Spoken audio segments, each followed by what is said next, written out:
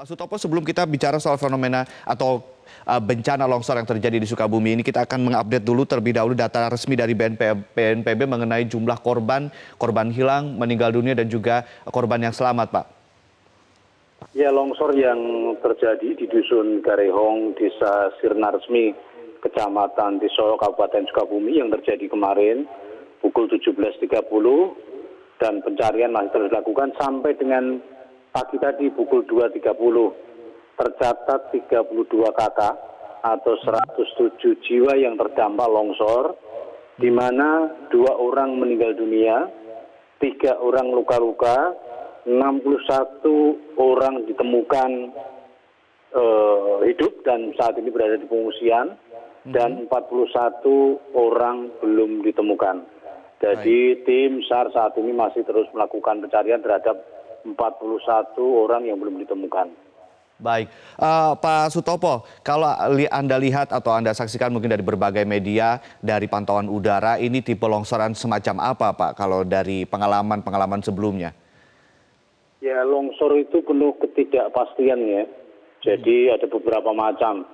Ada di daerah-daerah seperti yang ada di Banjarnegara, Sukabumi, Cianjur, yang sudah ada retakan, amblesan, bahkan sampai setengah meter. Tapi tidak longsor-longsor. Tetapi fenomena yang terjadi di Sukabumi ini kemungkinan seperti biasa. Pasti ada tanda-tanda retakan-retakan sebelumnya, karena beberapa hari sebelumnya memang hujan deras. Kemudian retakan yang ada di mahkota longsor tadi, longsor, kemudian meluncur mengikuti gaya gravitasi dan menghantam permukiman yang ada di bawahnya. Jadi kejadiannya mendadak, tiba-tiba. Baik. Pak Sutopo, tadi juga kesaksian warga hingga saat ini masih terdengar gemuruh-gemuruh di puncak-puncak bukit. Apakah ini adalah tanda potensi longsor-longsor berikutnya atau mungkin ini retakan-retakan di atas di puncak bukit atau seperti apa, Pak Sutopo? Ya, biasanya dalam kondisi yang pertama-pertama ini, apalagi sepanjang kemarin juga hujan, kondisinya masih rapuh.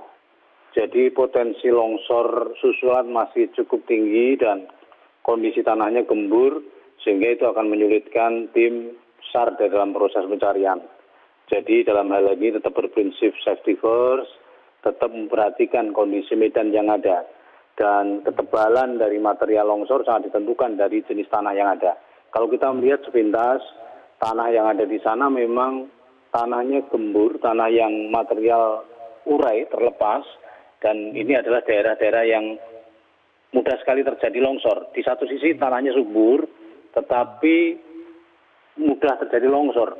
Apalagi kalau kita lihat penggunaan lahan di bagian atas di perbukitan itu tanaman-tanaman yang bukan tanaman tahunan yang rapat. Baik, Pak Sutopo, Anda pernah mengatakan bahwa Jawa Barat adalah daerah atau provinsi yang sangat rawan dengan bencana yang berhubungan dengan hidrologi atau hidrometeorologi, begitu ya. Ini bagaimana sih Pak sosialisasinya kepada warga? Karena kalau kita lihat topografi yang ada di layar kaca, yang ditunjukkan layar kaca di lokasi Sukabumi ini begitu curam, begitu berbukit-bukit, tapi masih saja warga kemudian beraktivitas di sana. Ya, Jawa Barat adalah daerah yang paling risiko tinggi terhadap longsor. Jadi kalau kita melihat jumlah korban meninggal karena longsor, hampir setiap tahun Jawa Barat berada yang paling banyak. Dan memang kenyataannya karena penduduk di Provinsi Jawa Barat begitu besar, hampir 35 juta jiwa, dan mereka juga banyak yang menempati atau tinggal di daerah-daerah rawan longsor. Jadi di satu sisi perubahan penggunaan lahan, daerah yang harusnya menjadi hutan, daerah resapan air, saat ini sudah berubah menjadi kawasan budidaya, baik itu pertanian, perkebunan, dan sebagainya, yang kemudian juga permukiman masyarakat yang ada di sana, mereka membangun di lereng-lereng perbukitan yang rawan dengan longsor. Ini menjadi tantangan, dan harusnya juga pemerintah daerah, dalam hal ini kabupaten, kota, betul-betul belajar dari pengalaman sebelumnya. Longsor adalah bencana mematikan dan banyak menimbulkan korban di Jawa Barat, sehingga bagaimana pengendalian tata ruang. Yang kedua, karena sudah terlanjur jutaan masyarakat tinggal di daerah rawan longsor tadi, harus diperkuat mitigasinya. baik yang sifatnya struktural dan non-struktural, dipasang sistem peringatan dini rawan longsor, penghijauan, dan sebagainya. Baik, Pak Sutopo melihat pola evakuasi yang dilakukan sampai sejauh ini masih secara manual karena alat berat sangat sulit untuk didatangkan atau dibawa ke tempat dengan topografi seperti ini. Apakah ada strategi khusus mungkin dari BNPB bekerja sama dengan tim SAR untuk proses evakuasi sendiri untuk hari ini dan juga ke depan, Pak? Ya, jadi yang pertama memang kita berusaha alat berat untuk dikerahkan untuk membantu proses. Namun juga sangat tergantung dari medan.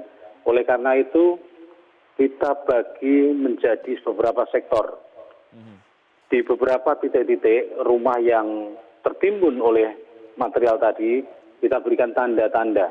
Kemudian tim SAR di sana melakukan pencarian, memprioritaskan. Tentu dengan memperhatikan kondisi longsor susulan dan tingkat bahaya yang ada di sana. Jadi upaya tetap dilakukan secara manual.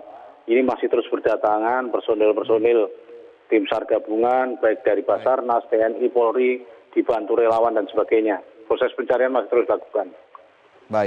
Baik, terima kasih Pak Sutopo Purwonugroho. Kami nanti akan update lagi informasi dari Anda terkait proses evakuasi dan juga strategi selanjutnya untuk evakuasi di Sukabumi.